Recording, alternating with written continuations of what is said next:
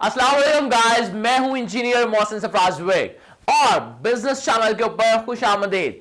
आज का सबसे इंपॉर्टेंट सवाल जो कि रिसेंटली मुझे रिसीव हुआ कि फैमिली बिजनेस कैसे ग्रोथ करता है, एक लेगेसी क्रिएट की जाए, वो कैसे की जा सकती है। मैं हुनर सीखो प्रोग्राम करवा रहा था, वहां पे एक बहुत इंपॉर्टेंट सवाल जब मेरे सामने आया तो मेरे माइंड के अंदर आया कि मैं आप लोगों तक भी ये पैगाम पहुंचा सकूं कि कोई भी शख्स जब एक बिजनेस शुरू करता है, एक एम्पायर क्रिएट करता है, तो वो फैमिली रन बिजनेस तक कैसे लेके चल सकता है, कैसे एक छोटा सा बिजनेस कल को आपकी पहली जनरेशन, दूसरी जनरेशन, तीसरी जनरेशन तक पहुंचेगी, कैसे एक बिजनेस जनरेशनल बिजनेस बन सकता है। उसके लिए बहुत से अहम सवालात आज आपके सामने लेकर आऊंगा, कुछ ऐसे पॉइंट्स लाऊंगा, कुछ ऐसी टेक्निक्स आपको देकर जाऊंगा ताकि आपका एक बिजनेस कल को एक लेगेसी बिजनेस बन सके। 5 रीजंस याद रखें, 5 रीजंस देने जा रहा हूं बहुत क्विकली। इन 5 रीजंस को आपने देखना है। सबसे पहली चीज जो कि सबसे इंपॉर्टेंट चीज आती है, lack of long term planning. आपका जो बिजनेस, जो इंपॉर्टेंट पर्सन जो स्टार्ट लेके चला है, जिस शख्स ने कारोबार को शुरू किया है, उसकी लॉन्ग टर्म प्लानिंग्स क्या हैं, वो लंबे अरसे तक कैसे प्लान को लेके चल रहा है, उसने क्या लिखा है अपने गोल्स। अगर उसने लिखे नहीं है गोल्स और वो प्लान बनाया नहीं है कि कल को 5 साल बाद, 10 साल बाद, 20 साल बाद, 30 साल बाद वो कहां देखता है, उसका विजनरी होना बड़ा जरूरी है कि वो सारे गोल्स को देखे और उसको कंसीडर आउट करे, और वो कंसीडर करने के बाद वो चेक कर सके कि कौन कौन से मिसिंग एग्जीक्यूशन स्ट्रैटेजीज हैं। वो चेक करे कि भाई मैंने एक प्लान को शुरू किया, एक बिजनेस मॉडल को शुरू किया, उसकी लायबिलिटी कितनी लंबी रेंज तक है। बहुत से ऐसे कारोबार हैं जो आज बंद हो चुके हैं। बहुत से, अगर आप देखें 90s के अंदर कारोबार चल रहे थे, लेकिन आज उनका वजूद बहुत खत्म हो चुका है। कैसे? फॉर एग्जाम्पल, अगर आप देखते हैं कि यार मैंने कारोबार को लेकर चला, मेरा जो कारोबार है उसको किस सोच से लेकर चलना है, क्या मैं कंजर्वेटिव माइंडसेट से लेकर चलूं या एक्सपीरियंस माइंडसेट से लेकर चलूं, ब्रॉड माइंडसेट से लेकर चलूं, कौन से माइंडसेट को लेकर चलना है, बड़ा जरूरी सवाल है। आपके बच्चे जो कल को आपकी जनरेशन है वो कहां पे पढ़ रही है, वो बिकन हाउस पढ़ रही है, वो बाकी स्कूल्स के अंदर सिटी स्कूल से पढ़कर वो आ रही है, वो बाहर फॉरेन से पढ़कर आ रही है, उनका माइंडसेट और है, उनकी एनर्जी और है, आपका एक्सपीरियंस बहुत हो चुका है। लोग कहते हैं कि हम बच्चे हमारा कारोबार संभालने के लिए नहीं है, बच्चे हमारा कारोबार संभालते नहीं है और कुछ नया करना चाहते हैं। ऐसा क्यों है? That is a gap between the communication कि आपने बचपन से अपने बच्चों को बिजनेस के साथ मोहब्बत नहीं सिखाई। बच्चे कहते हैं अब्बा जी क्या कारोबार कर रहे हैं, ये कोई कारोबार है, ये कोई काम है, हम तो डिफरेंट करेंगे, कुछ नया करेंगे और कोई ऐसा बिजनेस लेके चलेंगे जो कि पहले ना हो सके और पहले से नहीं चल रहा। तो होता क्या है? होता यह कि बच्चे को नया कारोबार की तरफ चले जाते हैं, वालदैन का जो पूरी एम्पायर खड़ी की थी वो वहां पे बंद हो जाती है। बहुत से इस तरह के बिजनेसेस आपने देखे होंगे, 2000 से लेके 2010 2020 आज आ चुका है, तो लोग वो बिजनेस ही नहीं पसंद करते बच्चे। क्यों? क्योंकि वो माइंडसेट पे काम ही नहीं किया जाता। आप लोगों को एडवाइस क्या दूंगा कि आपके जितने भी बच्चे हैं उनको आप आज से प्लानिंग और ट्रेन आउट करें ताकि उनकी एसोसिएशन, इमोशनल अटैचमेंट हो जाए बिजनेस के साथ। तो आपको अपना टनल सोच नहीं रखनी, टनल विजन नहीं रखना, आपको ब्रॉडर विजन रखना है कि उनकी एनर्जी को आप अपनी लीडरशिप के साथ एंगेज कर सकें और प्रॉपर्ली लेके चल सकें। बहुत बड़ा प्रॉब्लम क्या आता है हमारे बड़ों के अंदर कि वो अनसिस्टमैटिक प्लान्स को लेकर चल रहे होते हैं, वो प्रॉपर प्लानिंग ही नहीं करते कि आज के 10 साल बाद, 15 साल बाद हमने कहां पे पहुंचना है, कैसे लेके चलना है। बहुत जगह ऐसा भी होता है, अगर आप देखेंगे पेरेंटल कंट्रोल होता है कि यार जो वालिद साहब ने कह दिया या जो बड़ों ने कह दिया उसको लेकर चलेंगे, वरना नहीं लेकर चलना। तो पेरेंटल कंट्रोल वाले जो बिजनेसेस होते हैं वो भी रुक जाते हैं, वो भी कम हो जाते हैं। तो इन सारे कॉन्सेप्ट्स के लिए एक विजन का होना बड़ा जरूरी है। नंबर 2, आपका मिशन स्टेटमेंट, आपका मिशन क्या है, गोल क्या है, आपने लेके कहां जाना है, ऑब्जेक्टिव क्या है, स्ट्रैटेजी क्या है, प्लानिंग कैसे करनी है, फाइनेंशियल एक्शन क्या होगा, आपका पूरा रोड मैप, पूरा एक्शन प्लान डिफाइन होना बड़ा जरूरी है। अगर आप डिफाइन नहीं करते, अगर आपका विजन क्लियर नहीं है, एक्शन प्लान क्लियर नहीं है और दोनों चीजें आपस में मैच नहीं करती, मुश्किल हो जाएगा। आपकी आगे वाली जनरेशन कैसे उसको संभालेगी? मुश्किल में फंस जाएगी। तो ये पहला पॉइंट समझना जरूरी है कि आपका बिजनेस मॉडल उस चीज को इंगेज कर सके, आपकी आने वाले बिजनेसेस, आने वाली जनरेशन उसको अडॉप्टेबिलिटी के अंदर लेकर आ सके, तो आसान हो जाएगा। नंबर 2 पॉइंट जो सबसे इंपॉर्टेंट है, आपको प्लानिंग बनानी होगी, सक्सेशन प्लानिंग। सक्सेशन प्लानिंग क्या होती है, आम जुबान के अंदर समझा दूं कि मेरी औलाद कैसे संभालेगी, कल को ये जो कुर्सी पे आज मैं बैठा हूं, इस कुर्सी को मुझे छोड़ना है, तो मेरी आने वाली जनरेशन क्या वो तैयार है उस कुर्सी को संभालने के लिए? आपने सारी जिंदगी 20 से 25 साल बच्चे पे काम ही नहीं करते, आपने अपनी सक्सेशन प्लानिंग ही नहीं लेके चले होते, तो होता क्या है, कल को बच्चा पढ़कर आता है तो आप उसको बैठा देते हैं। दैट इज नॉट अ कॉम्पिटिटेंट, उसको मालूम ही नहीं है, उसके अंदर वो जिगरा हौसला वो है ही नहीं, करेज ही नहीं है कि वो उसको चला सके। तो वहां पे आप कहते हैं कि यार हमारे बच्चे को तो इंटरेस्ट ही नहीं है या वो कारोबार संभाल ही नहीं पाता।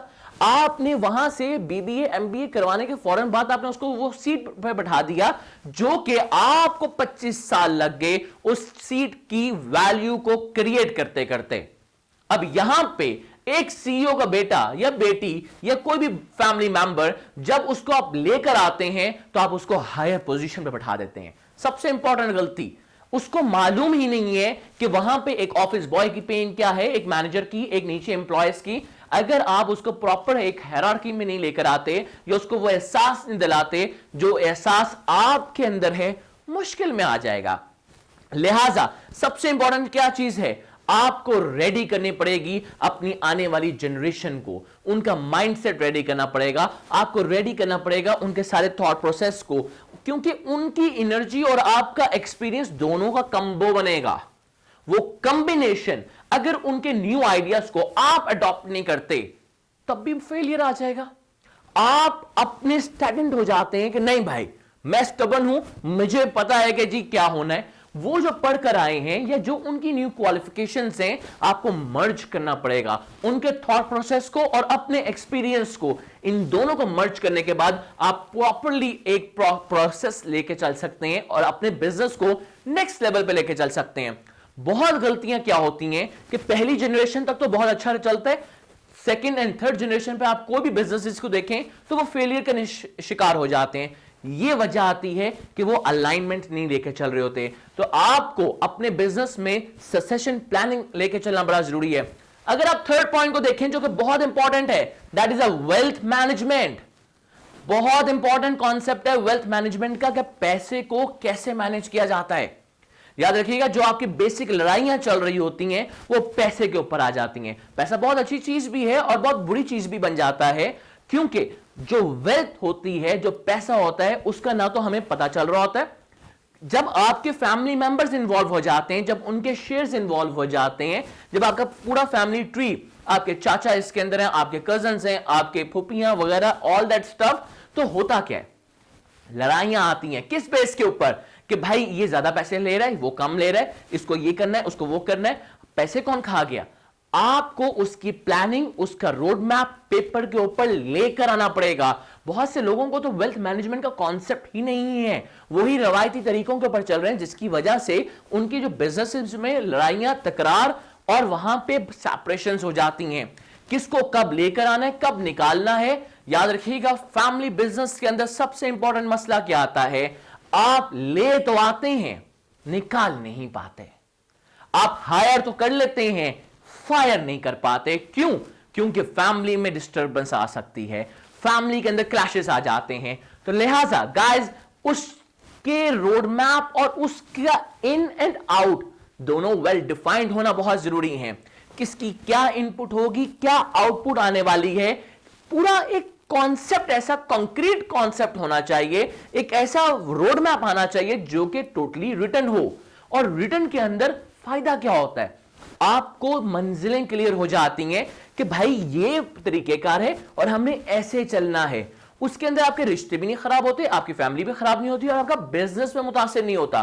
दो तरह की चीजें आती हैं, मसाल लेते हैं, एक होता है फैमिली मेंबर्स जो कि पार्टिसिपेट कर रहे होते हैं, जो कि एक्टिव रोल प्ले कर रहे होते हैं, और एक फैमिली मेंबर्स होते हैं जो कि नॉन पार्टिसिपेटिंग होते हैं, एक्टिव रोल नहीं होता, जो कि आप कह लें स्लीपिंग पार्टनर्स होते हैं, स्लीपिंग रोल प्ले कर रहे होते हैं, और कुछ होते हैं जो कि रन कर रहे होते हैं एक्टिव मोड के अंदर। अगर आपने इन दोनों के रोल्स एंड गोल्स डिफाइन नहीं किए और प्रॉपर्ली इनको कैसे इन्होंने काम करना नहीं समझाया और नहीं उसके डिफाइन किए, मुश्किलात में आ जाते हैं, आपकी एक्सपेक्टेशंस इंक्रीज हो जाती हैं, और जब कल को पैसा देने की बारी आती है, शेयर्स देने की बारी आती है, फिर आप सोचते हैं यार इसने तो कुछ किया ही नहीं था, सारी मेहनत तो मेरी है, इसका क्या है, दफा करें, छोड़ें, बड़े सेपरेशन करते हैं, अलग कर जाते हैं। याद रखिएगा, एक बड़ी एम्पायर को मिल के बड़ा किया गया था।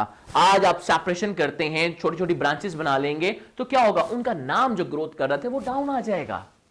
आप मिलकर बड़ा कर लेकर चल सकते हैं, लेकिन अगर आप एक दूसरे को डिवाइड करना शुरू करेंगे, तोड़ना शुरू करेंगे, चीजें खराब हो जाएंगी। अगर किसी शख्स को फैमिली के अंदर रिटायरमेंट देनी है, तो क्या प्लान सोचा आपने? किसी ने अगर आउट होना है, क्या प्लान क्या डिफाइन किया? हम अपनी ट्रेनिंग्स के अंदर, हुनर सीखो के अंदर और हमारी जो कोर्सेज हैं उसके अंदर हम सिखाते हैं और समझाते हैं कैसे आपको रिटायरमेंट प्लान डिफाइन करना पड़ेगा, कैसे आपको इन और आउट डिफाइन करना पड़ेगा, फैमिली मेंबर्स को कैसे आप लेकर आ सकते हैं, कैसे आपको उनको ट्रेन करना है, क्या रोड मैप है, क्या फ्रेमवर्क्स हैं।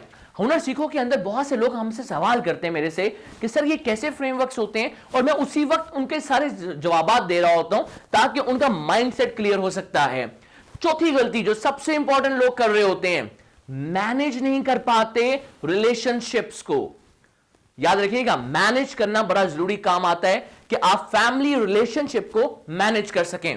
फैमिली रिलेशनशिप के अंदर दो चीजें आती हैं, एक तो होता है ट्रस्ट और एक होती है टेंशन। जहां पे ट्रस्ट कम होता जाता है, टेंशन बढ़ती चली जाती है, और जहां पे ट्रस्ट इंक्रीज हो, ट्रस्ट ज्यादा हो, तो वहां पे टेंशन कम होती है।